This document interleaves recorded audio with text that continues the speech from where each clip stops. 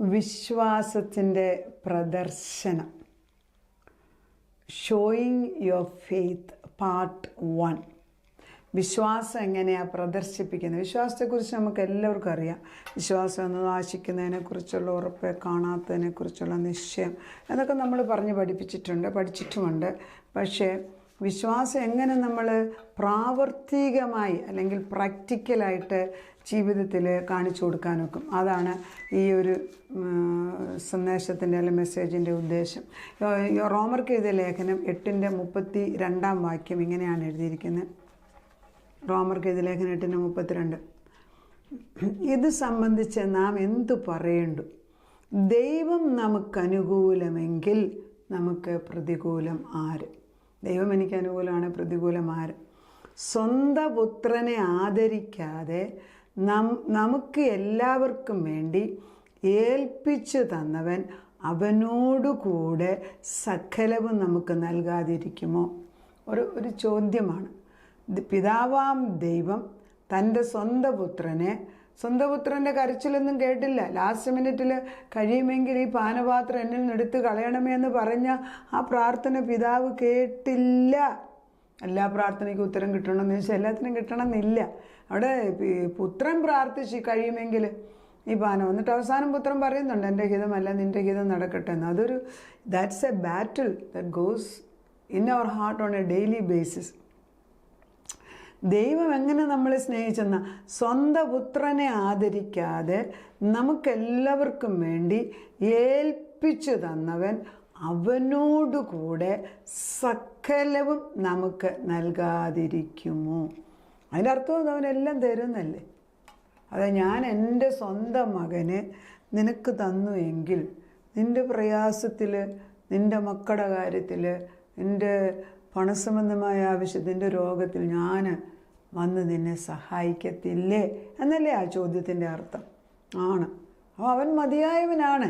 പക്ഷെ നമ്മൾ അവിടെ ഇവിടെ എന്തെല്ലാം ഈസിയായിട്ട്, അതായത് കുറുക്ക് വഴികൾ എന്തെല്ലാം ഉണ്ടോ അതിലെല്ലാം നമ്മൾ പോകും. കാരണം സ്നേഹമില്ല. അപ്പനോടുള്ള സ്നേഹക്കുറവുണ്ട്, അല്ലാതെ റിബല്യനോ ഒന്നുമല്ല. നമുക്ക് ആ ദൈവത്തോടുള്ള വിശുദ്ധ സ്നേഹം, പിതാവിൻ്റെ സ്നേഹം ഉൾക്കൊള്ളാൻ ഒക്കുന്നില്ല.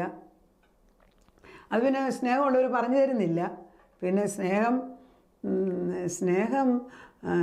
സ്നേഹത്തിന് അളവില്ല. പറയുന്നില്ല, ഈ റോമർക്ക് എഴുതിയ ലേഖനത്തിൽ തന്നെയാണ് 8ന്റെ അവസാനത്തെ ഭാഗത്ത് പറയുന്നില്ല എന്താണ് സ്നേഹത്തെക്കുറിച്ച് പറയുന്നത്? ക്രിസ്തുയേശുവിനെ കുറിച്ച് പറയുന്നത്.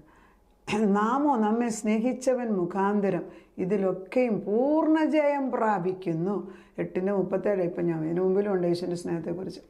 പിന്നെ പറയുന്നു, മരണത്തിനോ ജീവനോ ദൂതന്മാർക്കോ വാഴ്ചകൾക്കോ അധികാരങ്ങൾക്കോ ഇപ്പോഴുള്ളതിനോ വരുവാനുള്ളതിനോ ഉയരത്തിനോ ആഴത്തിനോ ഒന്നും മറ്റ് യാതൊരു സൃഷ്ടിക്കോ നമ്മുടെ കർത്താവ് യേശു ക്രിസ്തുവിലുള്ള ദൈവസ്നേഹത്തിൽ നിന്ന് നമ്മെ വേർപിരിക്കാൻ കഴിയില്ല എന്ന് ഞാൻ ഉറച്ചിരിക്കുന്നു. കഷ്ടമോ പ്രശ്നമോ മരണമോ ജീവനോ എന്നൊക്കെ ആണെങ്കിലും എനിക്കിതൊന്നും ഒരു പ്രശ്നമല്ലെന്ന് ഒരു സ്നേഹത്തിൽ എഴുതിയിരിക്കുന്നു, സ്നേഹത്തെക്കുറിച്ച് എഴുതിയിരിക്കുക. നമുക്കിത് മുമ്പിൽ എഴുതി വെച്ചിട്ട്, നമ്മുടെ മുമ്പിൽ ഇത് എഴുതി വെച്ച് വരച്ച് കാണിച്ചിരിക്കുക ദൈവം. കർത്താവ് തൻ്റെ പുത്രനിൽ കൂടെ വരച്ച് കാണിച്ചിട്ടും. അതുകൊണ്ടാണല്ലേ എൻ്റെ ജനതയെപ്പോലെ എത്ര ബുദ്ധിയില്ലാത്തവർ വേറെ എവിടെ ഉണ്ടെന്ന് ദുഃഖത്തോടെ ദൈവം ചോദിക്കുന്നില്ലേ പഴയ നിയമത്തിൽ? അപ്പം സങ്കടമാണ്. എങ്ങനെയാണ് വിശ്വാസം എന്ന് പറയുന്നത്? എന്താണ് വിശ്വാസം എന്ന് പറയുന്നത്? നമ്മളോട് ദൈവം പറയുന്നത്, ഞാൻ നിങ്ങളെ സ്നേഹിക്കുന്നു, ഞാൻ എൻ്റെ പുത്രനെ തന്നു കഴിഞ്ഞു, ആ പുത്രൻ്റെ രക്തം കൊണ്ട് നിങ്ങളുടെ പാപത്തിന് മറുവിലയായിട്ട് അവൻ്റെ രക്തം കൊടുത്തു കഴിഞ്ഞു, അതിനെതിരായിട്ട് ഇന്ന് ശത്രുവിനെ ഞാൻ തോൽപ്പിച്ചു, നിങ്ങളെ ഞാൻ എൻ്റെ വലതുഭാഗത്ത് പുത്രൻ ഇരിക്കുന്നിടത്ത് ഇരുത്തിയിരിക്കുന്നു. അക്സെപ്റ്റഡ് ഇൻ ദ ബിലവഡ്, അതായത് ദൈവത്തിൻ്റെ ദത്തെടുത്ത പുത്രനായിട്ട് നിന്നെ സ്വീകരിച്ചിരിക്കുന്നു. ഇതൊക്കെ നമ്മളിപ്പോൾ പറഞ്ഞു കേട്ടാൽ 5 മിനിറ്റ് കഴിയുമ്പോൾ ഇത് മറക്കും. ബിക്കോസ് സംഹാവ് ഈ ജഡത്തിന് ഇത് ഉൾക്കൊള്ളാൻ ഒക്കുന്നില്ല. അല്ലാതെ വേറൊരു കുഴപ്പമില്ല. അന്തരാത്മാവിന് ഇതൊക്കെ അറിയാം. അതാരേലും ഒന്ന് ഓർപ്പിക്കുമ്പോൾ അത് ഓർത്തും വരും. പക്ഷേ ഒരിക്കലും നമുക്ക് പ്രയാസമുള്ളപ്പോൾ ഇത് പൊങ്ങി വരത്തില്ല. അതുകൊണ്ടാണ് എന്നും വചനം പറയണം ദൈവം പറയുന്നത്. ഇതൊക്കെ വചനങ്ങൾ എത്രയോ പ്രാവശ്യം എത്രയോ പേരുടെ നമ്മൾ കേട്ടതായിരിക്കണം. പക്ഷെ നമ്മുടെ ആവശ്യ സമയത്ത് അത് കിട്ടുന്നതാണ് ഭാഗ്യം. ഒത്തിരി കഷ്ടത്തിലിരിക്കുന്ന ഒരു ഫാമിലിയിലേക്ക് കർത്താവ് പറഞ്ഞ് ഞങ്ങൾ അങ്ങോട്ടൊന്ന് ചെല്ലാൻ പറയും. ചിലപ്പോൾ നമ്മൾ ചുമ്മാതെ വിസിറ്റ് ചെയ്യുന്നതായിരിക്കും. അവിടെ ചെന്നിരുന്ന് കുറച്ച് നേരം വർത്താനം പറഞ്ഞു കഴിയുമ്പോഴത്തേക്ക് അവരവരുടെ വലിയ പ്രയാസം ആരോടും പറയാൻ വയ്യാത്ത നമ്മൾ മണത്തറിഞ്ഞ് ചോദിച്ച് മനസ്സിലാക്കും. നമ്മളൊന്നും ചെയ്യത്തില്ല, പക്ഷെ അത് കേട്ടേച്ച് നമ്മൾ ഇറങ്ങിപ്പോരും. കേൾക്കുമ്പോൾ അവരുടെ വിഷമം ഒരാൾ കേട്ടെന്ന് പറയുമ്പം തന്നെ അവരുടെ പകുതി ഭാരം തീർന്നു. പിന്നെ പ്രശ്നം പരിഹരിച്ചു കൊടുക്കുന്നത് ദൈവമാണ്. നമ്മൾ കേൾക്കുന്നവർ തന്നെ ആയിരിക്കണം എന്നില്ല, പക്ഷെ ഒരു ചെറിയ പ്രാർത്ഥനയായിരിക്കാം. ചിലപ്പം അവർ പറഞ്ഞത് കേൾക്കുന്നതായിരിക്കാം അവർക്ക് ആവശ്യം. അതാണല്ലോ ഭാര്യ ഭർത്താക്കന്മാരുടെ വണക്കം. പലപ്പോഴും ഈ ഭാര്യമാർ പറയുന്നതിൽ വലിയ കാര്യങ്ങളൊന്നുമില്ല. നമുക്കിങ്ങനെ 1+1 2 എന്ന് പറയാൻ അറിഞ്ഞുകൂടാ. അപ്പോൾ നമ്മളതിങ്ങനെ വളച്ച് കയറ്റി പറയുമ്പോഴത്തേക്ക് ഭർത്താക്കന്മാർക്ക് മനസ്സിലാകത്തില്ല. കുറച്ച് കഴിയുമ്പം കോൺവെർസേഷൻ ഇല്ലാതാകും. അപ്പോൾ എന്ത് പറ്റും? ഭാര്യ പറയും ഇവൻ എന്നെ സ്നേഹിക്കുന്നില്ല എന്ന്. കാരണം വ്യക്തികൾക്ക് വ്യത്യാസമുണ്ട്, പുരുഷനും സ്ത്രീയും ചിന്തിക്കുന്ന വ്യത്യാസം. അതുകൊണ്ട് കുറച്ച് കഴിയുമ്പോൾ ഡിവോഴ്സ് ആകും.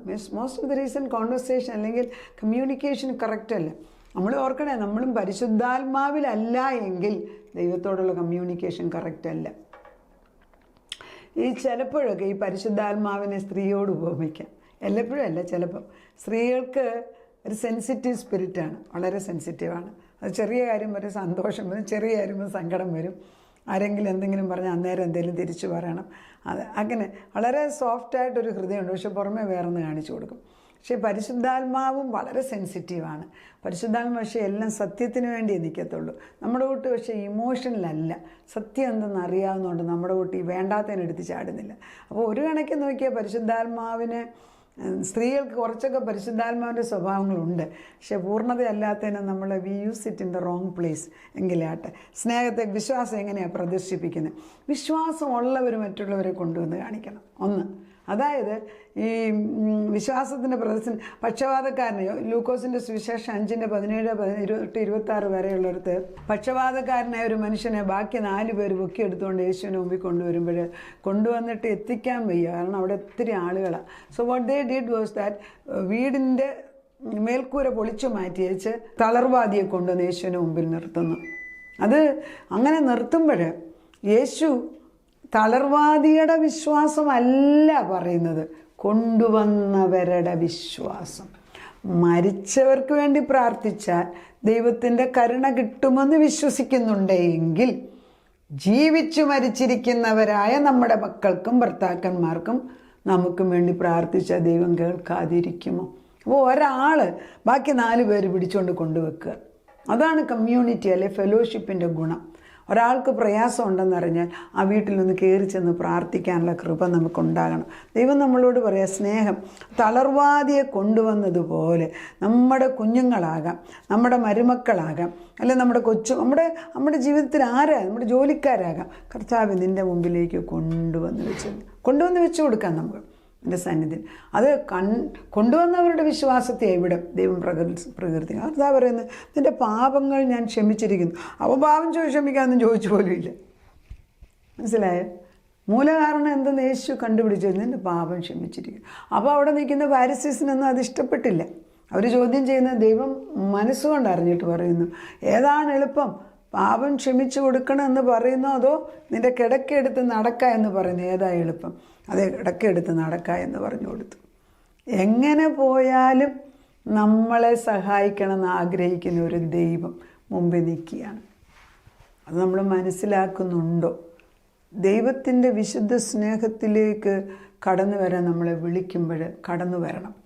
വിശ്വാസത്തിൻ്റെ പ്രദർശനം എന്ന് പറയുന്നത്, പാപത്തിൽ ജീവിക്കുന്നവർക്ക് ആ സമയത്ത് വിശ്വാസം ഇല്ലെന്നേ. ഒരു കാലത്ത് കൊച്ചിലെ വേദപുസ്തകം പഠിപ്പിച്ചതായിരിക്കും, പക്ഷെ ഇപ്പോൾ ഇല്ല. വിശ്വാസമുള്ള നിങ്ങൾ കൊണ്ടുവന്ന് വെക്ക്. അവരുടെ ഫോട്ടോ എടുത്ത് വെച്ച് പ്രാർത്ഥിക്കാം, അല്ലെ ആത്മാവിൽ വിളിച്ചു പറഞ്ഞ് പ്രാർത്ഥിക്കാം. കിഴക്ക് പടിഞ്ഞാറ് വടക്കേ തെക്ക് അതിനോട് വിളിച്ചു പറഞ്ഞ് പ്രാർത്ഥിക്കാം. വായുമണ്ഡലത്തിനോട് സംസാരിക്കാം. എങ്ങനെ വെള്ളത്തിനോട് സംസാരിക്കാം. അഭിഷേകം എടുത്തിട്ട് എണ്ണ എടുത്ത് പ്രാർത്ഥിക്കാം. കർത്താവ് ഇതൊക്കെ കേൾക്കും. നമ്മുടെ കുഞ്ഞുങ്ങൾക്ക് വേണ്ടി നമ്മളല്ല വേറെ ആരാ പ്രാർത്ഥിക്കേണ്ടത്? അതെ, ഇതിനെല്ലാത്തിനും വല്ലവരെ ഹെൽപ്പ് ചോദിക്കാൻ ഒക്കുമോ? അതിന് മാത്രം കാശുണ്ടോ? അല്ലെ പൈസ കൊടുക്കാതെ ആരാ വീട്ടിൽ വരുന്നത് പ്രാർത്ഥിക്കാൻ? ചിന്തിച്ച് നോക്കുക. പൈസ വാങ്ങിക്കാതെ പ്രാർത്ഥിക്കുന്നവർ വളരെ കുറവല്ലേ? അവരെ കുറ്റമല്ല ഞാൻ പറയുന്നത്. That is the society now. പക്ഷേ ആത്മാർത്ഥമായിട്ട് പ്രാർത്ഥിക്കുന്ന ഒരാളെ കിട്ടിയാൽ അതിൽ കൂടി ഒരു ഭാഗ്യം വേറൊന്നുമില്ല. അപ്പം പ്രതികൂല സാഹചര്യങ്ങളിൽ വിശ്വാസമില്ലാത്തപ്പം വിശ്വാസമുള്ളവർ അവരെ കൊണ്ട് ക്രിസ്തുവിന് മുമ്പിൽ കൊണ്ടുവെക്കുക. That is one way of showing the faith. വിശ്വാസം എന്നതോ ആശിക്കുന്നതിനെക്കുറിച്ചുള്ള ഉറപ്പ് അത് കൊണ്ടുവന്ന വ്യക്തിയുടെ, അതായത് രോഗിയുടെ വിശ്വാസം അല്ല ഇവിടെ പറഞ്ഞത്, കൊണ്ടുവന്നവരുടെ വിശ്വാസം, ആശിക്കുന്നതിൻ്റെ ഉറപ്പ്, കാണാത്തതിനെക്കുറിച്ചുള്ള നിശ്ചയം. അവർക്കറിയായിരുന്നു യേശുവിന് മുമ്പിൽ കൊണ്ടുവന്നവൻ സൗഖ്യമാകുമെന്ന്. ഉണ്ടോ അങ്ങനത്തെ കൂട്ടുകാർ? ഇല്ലെങ്കിൽ ഉണ്ടാകട്ടെ, നമുക്ക് പ്രാർത്ഥിക്കാം. കർത്താവേ, വിശ്വാസത്തെക്കുറിച്ചുള്ള പ്രദർശനം പറയാൻ എളുപ്പം, ഞങ്ങൾ ചെയ്യുന്നുണ്ടോ എന്നാണ് ചോദ്യം. കൊണ്ടുവരുന്ന മക്കൾക്ക് വിശ്വാസം ചിലപ്പം കാണത്തില്ല. നമ്മളെ വഴിതെറ്റി നടക്കുന്ന മക്കളെ വിളിച്ചു വരാനൊക്കെ എടുത്തില്ല. പ്രാർത്ഥിക്കാൻ വിളിച്ചാൽ കടന്നു വരണമെന്നുമില്ല. നമ്മൾ പറയുന്നത് ആൻറ്റിക്വിറ്റി എന്നവർ പറയും, പഴയ കാര്യങ്ങളാണ്. അതുകൊണ്ടൊന്നും ഒരു കാര്യമില്ല കർത്താവ്. പക്ഷെ ഞങ്ങളെ ആത്മാവിൽ അവരെ വിളിച്ചു വരുത്തി നിൻ്റെ മുമ്പിൽ കൊണ്ടുവന്ന് വരുത്തുക. ആരൊക്കെ നമ്മുടെ കുടുംബങ്ങളിൽ അകന്ന് നിൽക്കുന്ന ദൈവസ്നേഹത്തിൽ നിന്ന്, കർത്താവിൻ്റെ ആ വെളിച്ചത്തിൽ നിന്ന്, ഇരുട്ടിനെക്കാട്ടി ശക്തി ഏതായാലും വെളിച്ചത്തിനാണല്ലോ, മരണത്തെക്കാട്ടി ശക്തി ജീവനാണല്ലോ. എൻ്റെ വെളിച്ചം പകരാത്ത ഒരു സ്ഥലമില്ല. എവിടെ ഒളിച്ചിരിക്കാനാണ് വെച്ചാൽ നക്ഷത്രത്തിൻ്റെ ഇടയ്ക്ക് ഒളിച്ചാലും പാതാളത്തിൽ പാവിരിച്ചാലും നീ കാണുന്നെന്ന് പറയുന്നത്. അതുകൊണ്ട് എവിടെയെങ്കിലും മാറി നിൽക്കുന്ന കുഞ്ഞുങ്ങളെ എൻ്റെ കർത്താവ് നിൻ്റെ മുമ്പിൽ ഇപ്പോൾ കൊണ്ടുവന്ന് വെക്കുന്നു. ഞങ്ങൾ തളർവാദിയായിട്ട് കിടക്കുന്ന അവസ്ഥയിൽ അവരെ കൊണ്ടുവന്ന്, അവർക്ക് ജീവിതം എന്തെന്ന് മനസ്സിലാകുന്നില്ല. അവരവരുടെ സ്വയബുദ്ധിയിൽ കഴിവിൽ എന്തൊക്കെയോ കാണിക്കാൻ, ആ ഓർഫൻ സ്പിരിറ്റ്, ആ അനാഥത്വ സ്പിരിറ്റ് അവരെ അങ്ങ് കൊല്ലുക. എനിക്കിത് കാണിക്കണം, എനിക്കിത് പൂർത്തിയാക്കണം, ഞാൻ മിടുക്കനെന്ന് പോയപ്പിക്കണം. നീ ഓൾറെഡി മിടുക്കനല്ലേ? ദൈവസനെ നീ ഓൾറെഡി ദൈവത്താൽ സ്നേഹിക്കപ്പെട്ടവനല്ലേ? നിൻ്റെ പാപങ്ങളെ കഴുകിയവനല്ലേ യേശു മുമ്പിൽ നിൽക്കുന്നത്? അവൻ്റെ അടുക്കിലേക്ക് കടന്നു വരാൻ ഞങ്ങളുടെ കുഞ്ഞുങ്ങൾക്ക് മുമ്പിൽ നിൽക്കുന്ന തടസ്സം ഇന്ന് വെട്ടിമാറ്റണം. ഈ വഴി നേർവഴി ഞങ്ങൾ ഇതിന് മുമ്പിലുള്ള മുള്ളും പറക്കാരും പറിച്ചു കളയുന്നു. യെശയ്യാ പ്രവാചകൻ 10:17 പറഞ്ഞു, ഇസ്രായേലിൻ്റെ പരിശുദ്ധൻ ഒരു തീയായിട്ടും തീജ്വാലയായിട്ടും ഇറങ്ങി വന്ന് ശത്രുവിനെ മുള്ളും പറക്കാരെല്ലാം കരിച്ച് കളയുന്നു. യെശയ്യാ പ്രവാചകൻ 10:27 പറയുന്ന പോലെ പുഷ്ടി നിമിത്തം, എൻ്റെ കർത്താവേ, ഞാൻ പുഷ്ടി നിമിത്തം നുഖമൊടിയേണ്ടത്. ആ അഭിഷേകത്തിൻ്റെ പുഷ്ടി ഉണ്ടാകട്ടെ അപ്പച്ച, നുഖം ഒടിഞ്ഞു പോകട്ടെ. ഏശാവിൻ്റെ പോലും നുഖം ഒടിച്ചു കളഞ്ഞെന്ന് വേദപുസ്തകത്തിൽ എഴുതിയിട്ടുണ്ട്. പിന്നെ യാക്കോബിൻ്റെ നുഖം ഒടിച്ചു കളഞ്ഞു.